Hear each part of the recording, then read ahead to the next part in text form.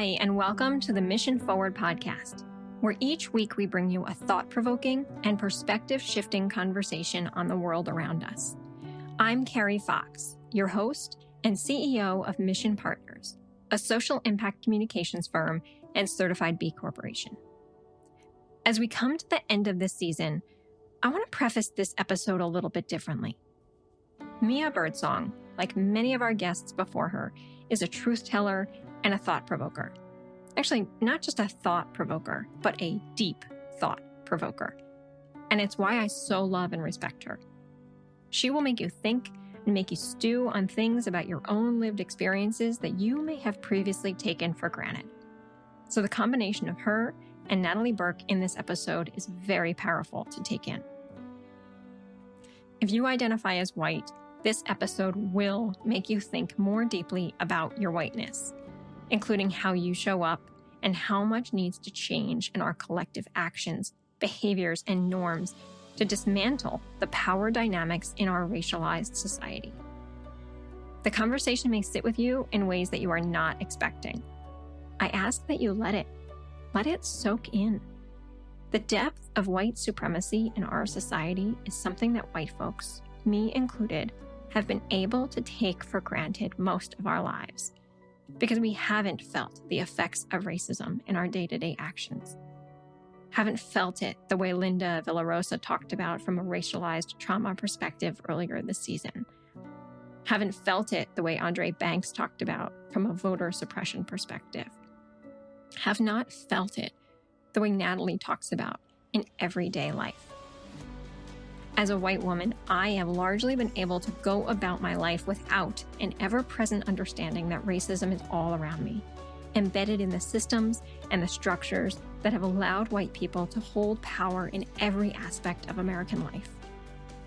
And yet, as Natalie says, power is the ability to define reality for yourself and others. I could choose to ignore the power I have, or I could try intentionally every day to disrupt it through the actions I take on, the work that I do, and the community that I maintain. In today's conversation, you will hear me learning to disentangle nearly everything from the first half of my life in an effort to become a more evolved human for the rest of my life. I won't always get it right, but today's conversation with Mia is another example of how we as white folks need to keep trying, keep advancing equity, and not stand on the sidelines while we wait for the real work of equity to be done by others around us. So hang on.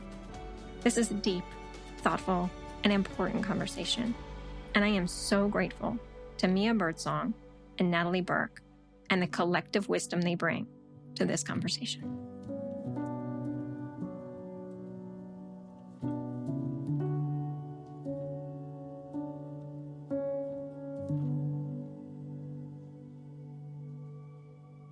Mia, thank you so much for taking some time to be with us today.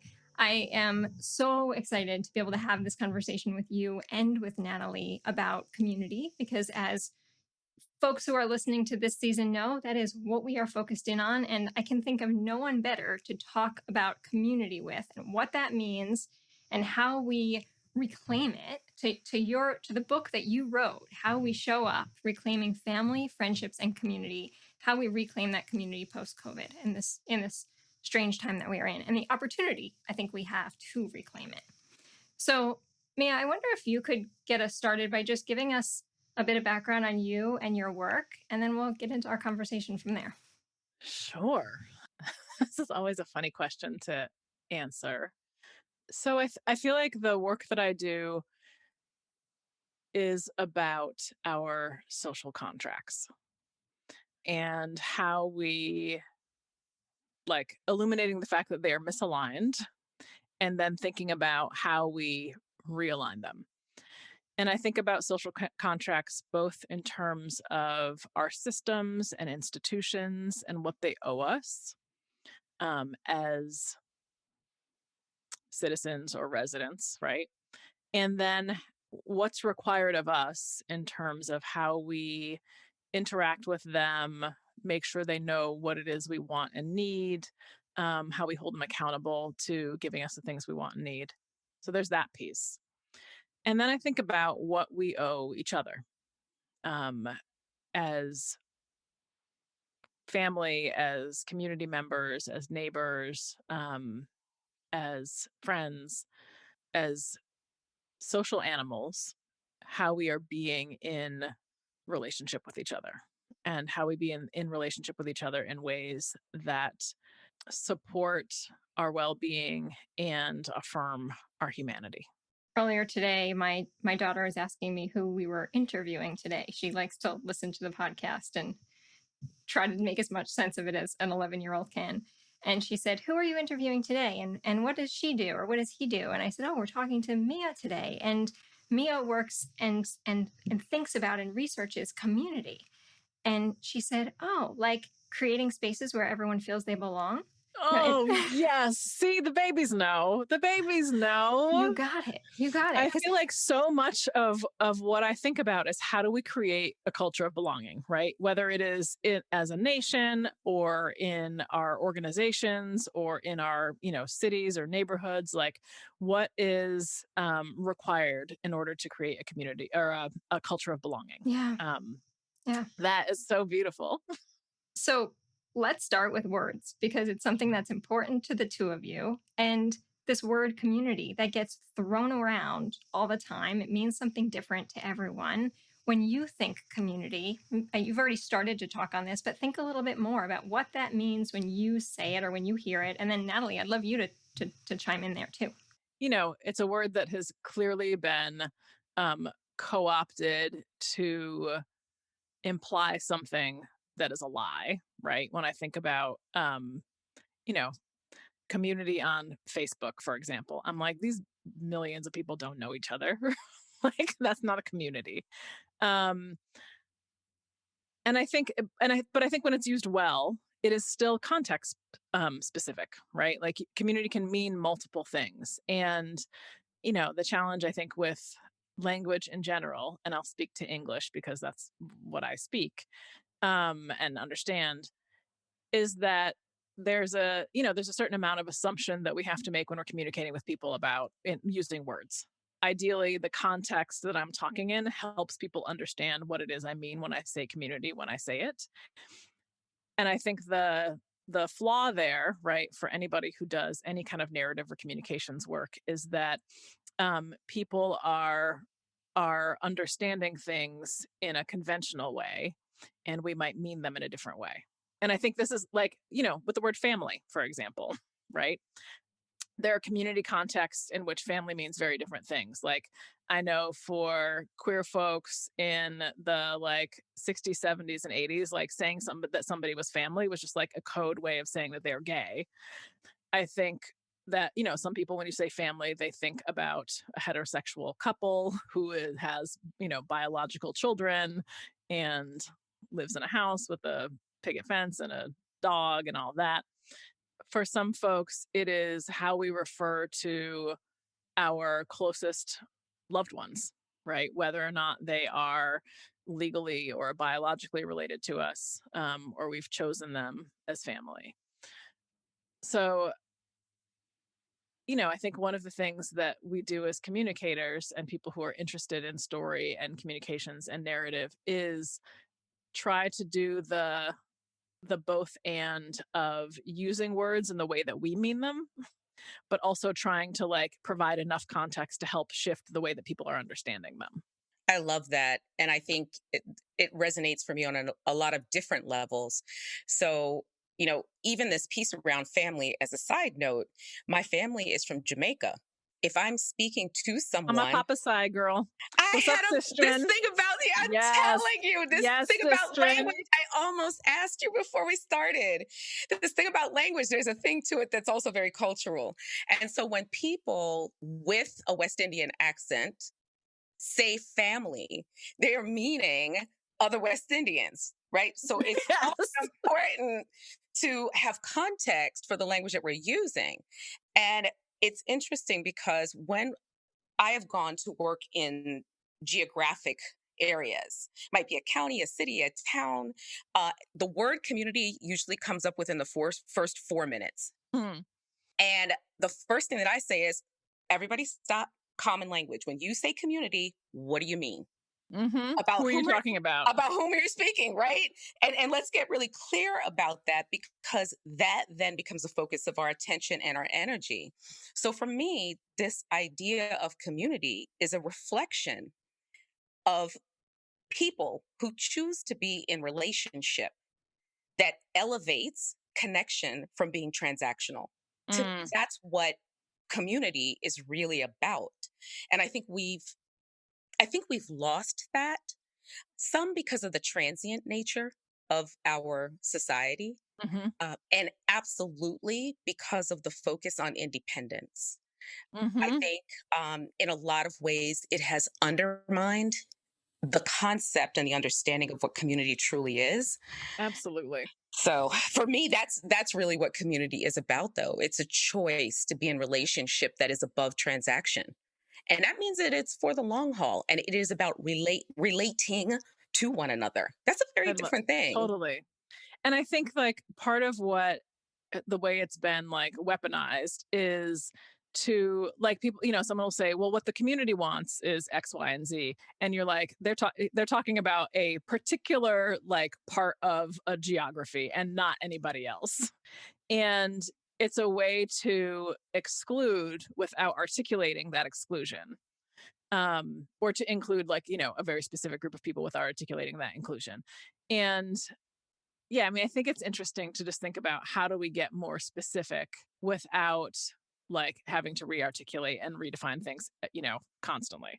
And this is part of, again, I think this is part of the dance that like as communicators, we think a lot about this. Like, can I say this thing in a way that resonates and is clear, but like doesn't use too many words?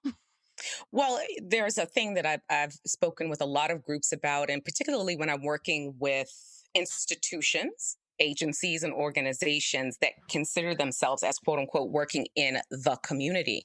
Mm-hmm. What they don't recognize is when they sit and they say, well, when you're out in the community, blah, blah, blah, it's like you're saying those people over there. Exactly. Like You are you're not part not of a it. part of it, right? And so my question is, are you not comfortable saying our community? Because if Mm-hmm. you aren't, if you can't go to the quote unquote the community meeting on Mm-hmm. Thursday at 6:30 where the food is not quite hot and not quite cold, and say from the front of the room, hey, our community, without people giving you the side eye and throwing shade, you have work to do because you're not in relationship.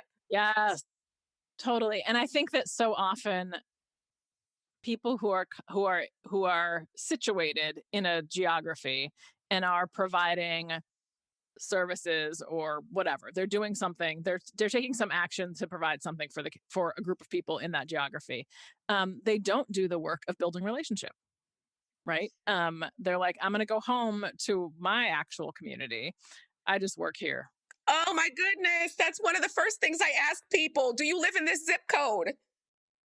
I want to know. You're here saying you're investing in the capacity of this place Yeah. or whatever it is. Do you live here? And I think you don't have to live there, but I You think there, don't. but there is definitely a way to be in relationship with Yep. people and to do the work of, and this is part of our challenge too, is that I think about this in terms of, conversations I had with like doctors and epidemiologists about the COVID vaccine and how the lack of trust that exists for so many communities when it comes to the government or public health or the pharmaceutical companies. I mean, that one I'm fine with, or medical, just medical people. And that all of a sudden there was something that all of a sudden, like we needed people to trust those systems and institutions, but the relationships hadn't been built. And I'm like, yeah, y'all need to do the work 5 years ago. And then I was like, so knowing that we're going to have another pandemic, like, what are you doing now as you're like, rolling out vaccines and trying to figure out how to be in relationship with people? Like, what are you doing right now? It can't be like, we want you to get this vaccine. It has to be like, what is it that you need from us? How can we be like in relationship with you? Let me hear your story. Let me hear about what your community wants and needs, what your vision is, and how we can participate in that. And then like actually do something. And then when there's another pandemic and we need you to take a vaccine, like it's a whole different situation. Mia, I have used your book as a call to action for nearly every organization we work with because we just flat out ask them, we say, how are you showing up? What does that look like? Prove it to me, right? Because there's a big difference in what I'm hearing you both talk about, the idea of being in community, that there is a giving and a receiving, that there is a social connection being made versus the transactional charity that is incredibly dangerous and harmful to people who believe they are in community, but then truly are thinking about it through a charitable lens. Yes. And would love to hear you talk about that. I mean, I ain't got no time for anybody who's anywhere for a charity. I'm like, nobody needs nobody's charity. I mean, part of that is this comes with so much baggage, but I think one of the things that is missing from a charitable approach is a recognition that, if your work is feeding people, right, like literally food, that you're providing something that people are entitled to. Like, you're not doing nobody no favors. And that the work that you're doing ideally is correcting like hundreds of years of historical wrong, right? It's not you're not doing something nice. You're not doing something to like win points with your God. You're doing something that is meant to like balance a scale that has been off for a long time. And I think people often engage in that kind of work because they want to feel good about themselves. And like, let's be clear, like I want to feel good about myself. Like I want to be making choices that are in alignment with my values and living inside of my integrity. Like that's what makes me feel good about myself, but not in a way that's like I'm going to pat myself on the back because now this person has like one meal. Yeah. Like that's not interesting to me. Right. And what it does is it actually reinforces the status quo. It reinforces the power dynamics. It keeps things as they are. It keeps people disenfranchised. It keeps people from being able to walk through the world based on their own self-determination. And it keeps people who have power. It allows them to maintain their power while making them feel good about the fact that they gave somebody a sandwich. The issues that you're talking about are hundreds-year-old issues, right? They are not going to be solved in the near term. You talk about it as being generationally, right? You've got to think really long-term about the actions we take now and how it will make an effect down the road. But I'm still going to ask you both to think about what have we seen in the last year that has either helped or deterred us from moving toward a more balanced community and society. And let me clarify. So I feel like this work is generational, but the work that I'm talking about is culture shift, is like the eradication of white supremacy and patriarchy and capitalism, right? That's going to take a minute. That does not mean there are not actions that we can take immediately that have material impact on people's real lives and that allow us to evolve as humans and become more liberatory in our thinking and feeling and our behavior. So I want to make sure that that nobody is going to walk away being like, oh, we don't have to do nothing now. Yeah. It's going to be like, in 100 years. No. Right. No, we hear you and we reinforce that there is a lot that the folks who are listening, that everyone, that we can and should be doing right now. One of the things that I feel like the pandemic did was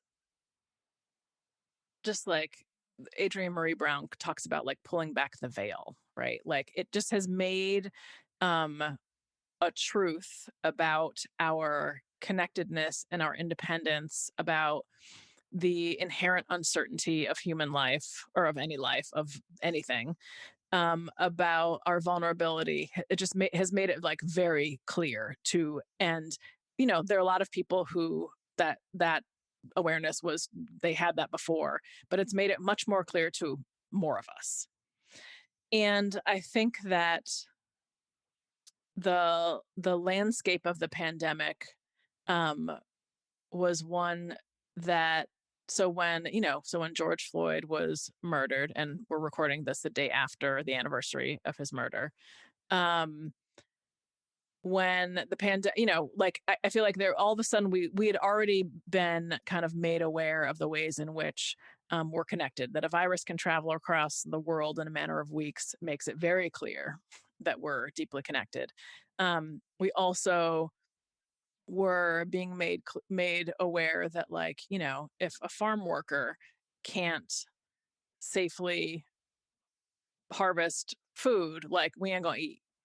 If nurses don't have the equipment they need to keep themselves safe, right, then they're like sacrificing their lives to take care of us.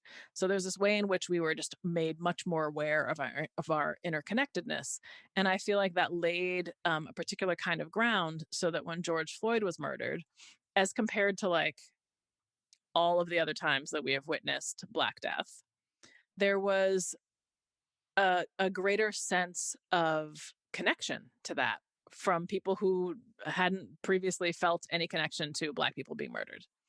And I think that the outrage and the fury and trauma of that was felt much more widely than it would have been if it hadn't happened during the pandemic. And I think that as more of us get vaccinated, as municipalities and states start to pretend that the pandemic's over and we can go out and, like, go back to normal, I'm doing air quotes, I think that there will be there's a pull, right, to what's familiar. But I do think that more that there's a greater number of people who are now, their eyes have been opened and they are now part of the work to create justice in this country, and they weren't here before. And I'm grateful that they're here. And of course, it makes me sad the way that they had to get here. But that's always true. I think as I was listening to you, a couple of things really jumped out for me. I think during the pandemic, people disconnected from some things that I don't even know that we knew we were so connected to. I think about even my clothes, my the way that I would dress on a daily basis, and the fact that I now have a uniform of black yoga pants from Target. I have 23 of them now. This is all I do from the waist down, type of Leopard thing. print yoga pants, that's what I have. And there it is, right? I mean, we disconnected from our offices and this idea of an office, and sort of being locked and tethered and connected to this space. And we've figured out new ways to connect. And I think some of those things are positive and some of those things are absolutely negative. And I think the long-term consequences about all of that remain to be seen.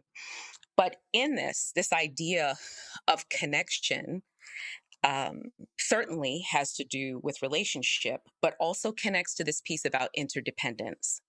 So the brain scientists say that human beings are hardwired for fairness, and they believe that it has to do with how early humans lived in small groups that were highly interdependent. And my survival was dependent upon your survival. And so for that part of our brain to fire up, interdependence may well be a bit of a prerequisite. And what have we done? We've actually designed a society that is increasingly independent, not interdependent. We've actually thought of interdependence as being a negative thing. We've put people down who choose to live in that way, and in some way try to make it seem as though they are weak or less than. And in fact, one of the reflections I've had that I shared with Carrie before, during the pandemic, I've never been a DoorDash kind of person. It's just not my thing, because I travel a lot and I'm doing other things. That's not a way for me to think of food.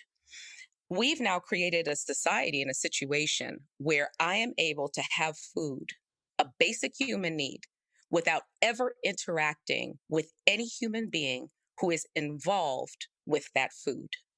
I don't know who owned the land where it was planted, who planted it, who watered it, who harvested it, who processed it, who transported it, who cooked it and prepared it. I don't even know the person who drove the car to bring it and leave it for contactless delivery on my doorstep. So we have dismantled even basic human needs and pulled ourselves out of relationship with one another.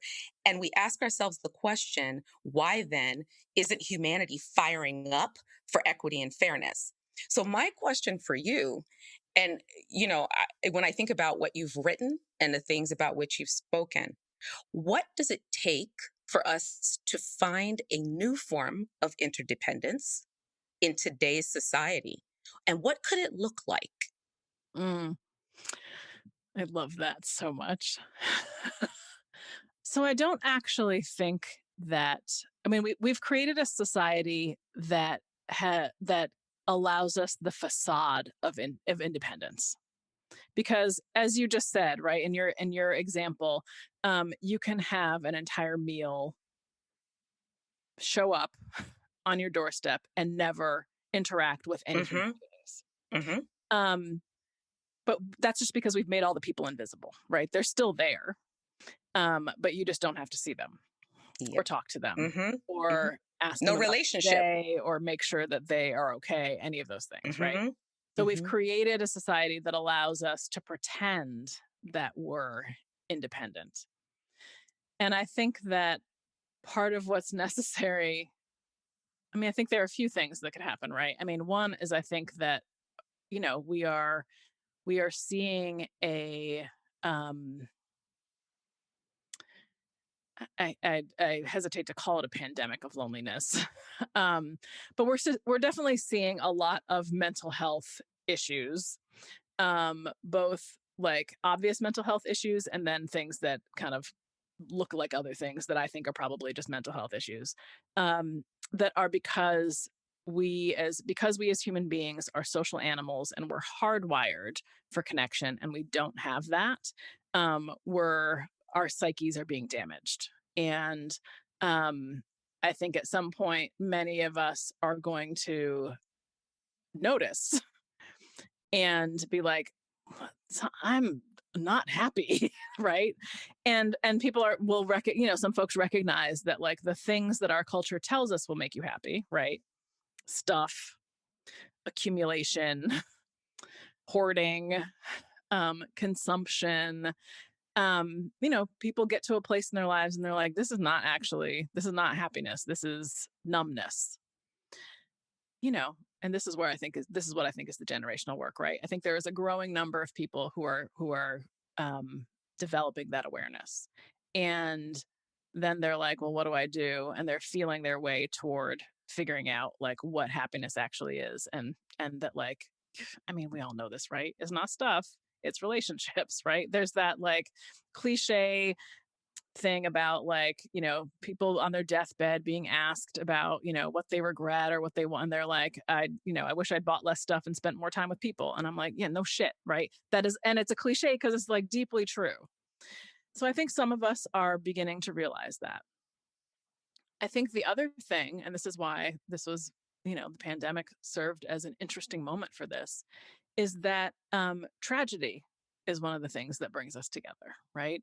I think about, so there's this social scientist, Daniel Aldrich, who I've been a fan of for a really long time. I met him and I was such a nerd, and I don't know how many Your people, face just lit up when you said his name, by the way. I don't know how many fans he actually has, but I was really excited to meet him. um, and part of what he studies is social capital and disaster. And he's, one of the things he's found in his research is that the communities that recover from disasters, and he's looked at Katrina, he's looked at, tsunamis, nuclear disasters, all kinds of things. The communities that recover the fastest are the ones that have the most deep social capital.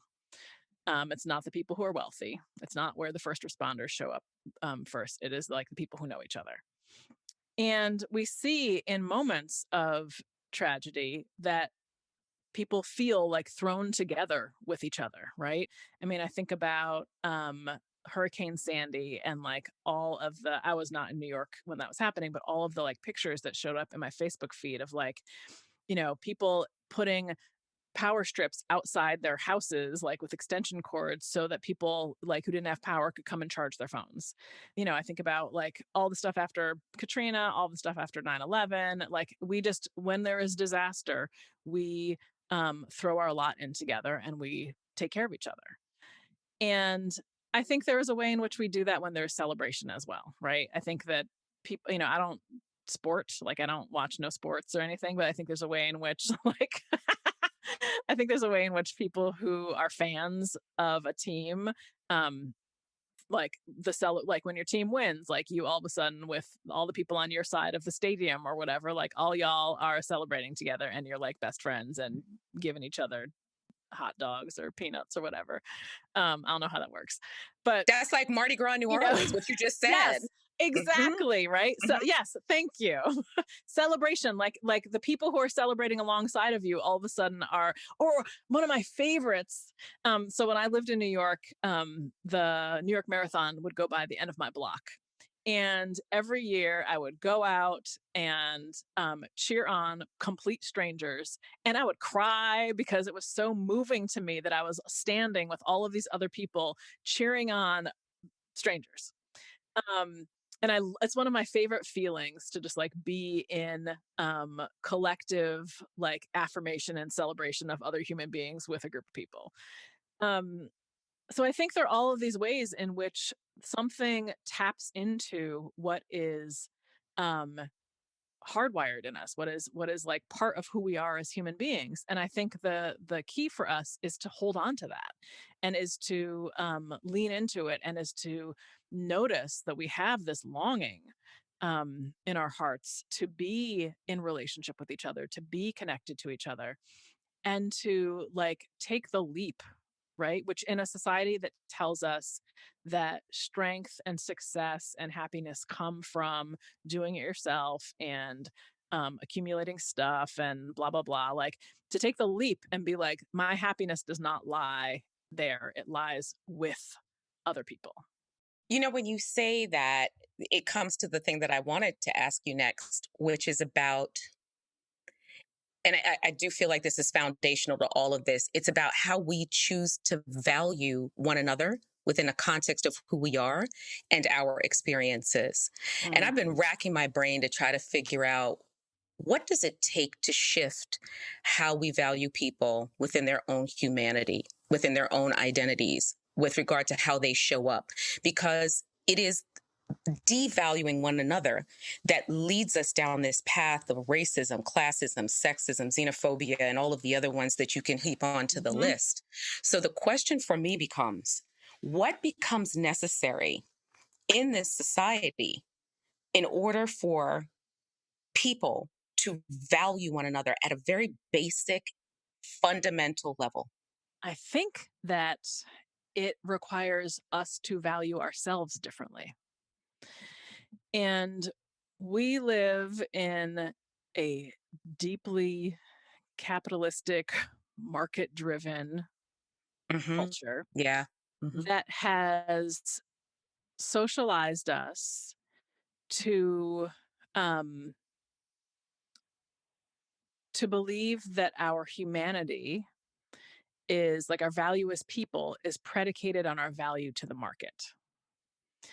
Because capitalism is concerned with individual productivity. And that's evolved to us just being like valuing general productivity, right? Like I think about how virtuous some of us feel when we lose sleep in order to get things done, or just the very idea that vacation or time off is something that you have to like do a bunch of work in order to be like to earn it. Yeah. So we live in a society where our humanity is predicated on our productivity. And we all like, I feel like I absolutely, even though I feel like I've thought about this and studied it for many years, like I'm still excavating though that deep belief and that deep socialization from myself. And I think that the way toward us valuing other people, right? Like part of and I'm gonna see if I can articulate this. I think part of what happens in that is that if I value myself based on how productive I can be, and all of that is kind of wrapped up in a scarcity model that says, like, in order for me to get what I need, right, like somebody else has to lose, right? Like I gotta win. And I'm like, and there's also like urgency around it. So I better hurry up and get all the things and hoard them. And Mm-hmm. you can't have none. And also, if I have it all, probably you want to steal it. So like all of a sudden we're in competition with everybody. And if I'm viewing myself that way, I'm just like I can't fully value everyone's inherent humanity until I'm valuing my own. And if I think I'm in competition with you, then I'm seeing you as like my enemy in some way. And there's a way in which I devalue you. I turn you into a caricature of, a bad person who's trying to get my shit. I hope that made sense. I feel like there are a lot of layers in there It of how does. and I think ultimately, like, all of the forms of discrimination that exist based on identity are just kind of pathways um, for that thinking to manifest.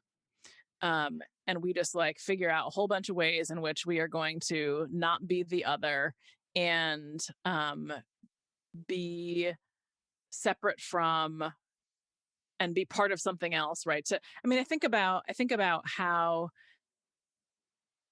white supremacy is and whiteness just as it exists in the United States, right? Like all of these folks from a wide variety of European countries came to America and bargained away their languages, their ways of celebrating, their rituals, their food ways, like all of this beautiful culture. They bargained it away for whiteness and the power and privilege that comes with that. And there's such tremendous loss, not just of like culture, but of like actual identity, right? Like, I'm like, white folks aren't, I'm like, that's a like shield and a weapon, like whiteness. Well, if you could have been a part of a conversation that I had earlier with a group, and one of the things that I raised for them, because they were talking about white allyship and so on, and I posed the question, what's whiteness? And who are you? Who would you be It, without it? it was a moment. It was a moment. And I've asked that question and had it turned back to me where someone said, well, what's blackness? Oh, see, I said, well, they're not equivalents, hello? though. They are not equivalents. And my question was, and how much time do you have? Mm-hmm. Because I can riff on that for the next 6 hours straight. I'm very clear and how those two things relate to one another and how they define each other and who I am within the context of my many identities. I'm really clear because this society and this world makes sure I'm aware of it every single day. So I've been processing blackness for as long as I can remember. And part of it is that whiteness is like part of the existence of whiteness was a way to create a culture of belonging that was specifically about exclusion and assimilation. Yeah. So you could become white, right? Like I think, the most recently it's like the Italians and the Irish, because like they were not white, Mm-hmm. 150 years ago, but became white. Um, and all of us are capable of practicing the assimilation, right? Um, and giving up some piece of our identity in order to be part of. It's like I said this to some folks yesterday. I'm like, whiteness is like the Borg. If you watch Star Trek or watched it, Yeah. Yeah. it's about assimilation. It is about like losing, who you are to become part of this thing that then is just like trying to colonize everything.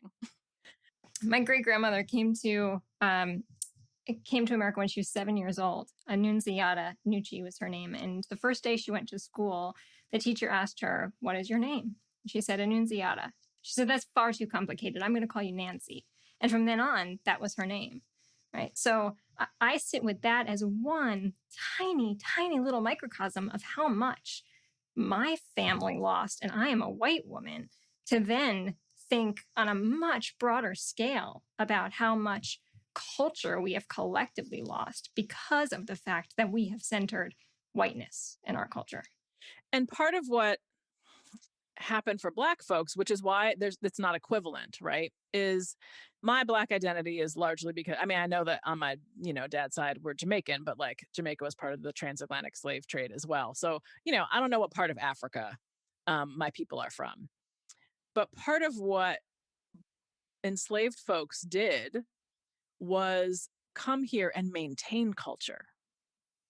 As much as white folks were trying to prevent Black people from speaking their languages, from practicing customs, like put, hiding seeds in our braids, like the drums, like there's so many things that Black folks fought to maintain of culture and then created American culture.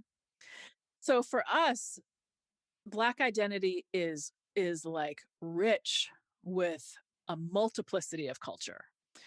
We have foodways, we have ritual, we have like all of these things that we have figured out how to maintain, despite being stolen from our home.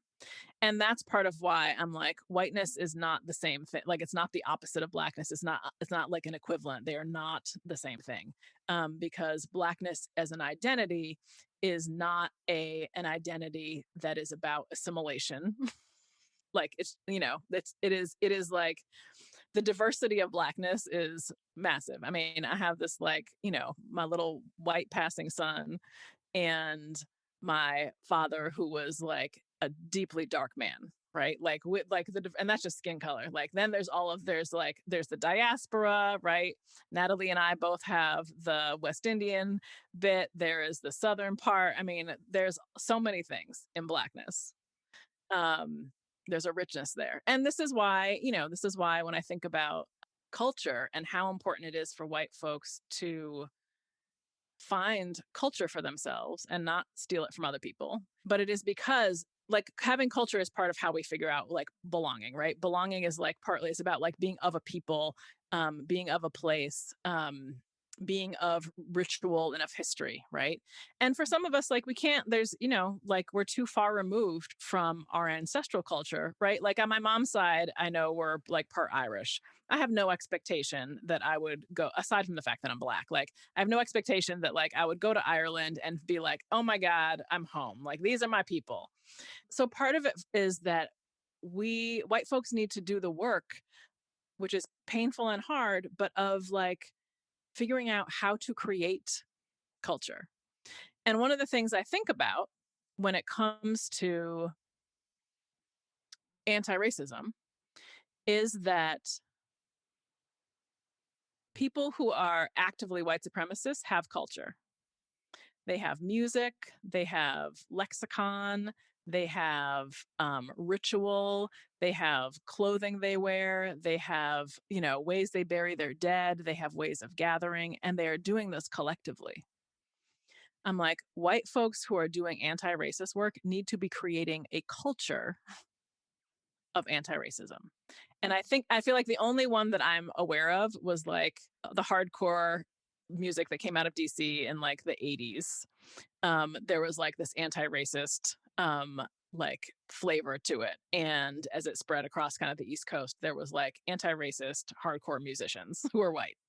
I'm like, y'all need, like, I don't know what it looks like, but I'm just like, that is what I'm so excited about, is for white folks to start to create a culture of anti-racism that allows them to hold a culture, right, that is not about white supremacy. And I think in that is where white people begin to understand the tremendous joy that exists in doing anti-racist work.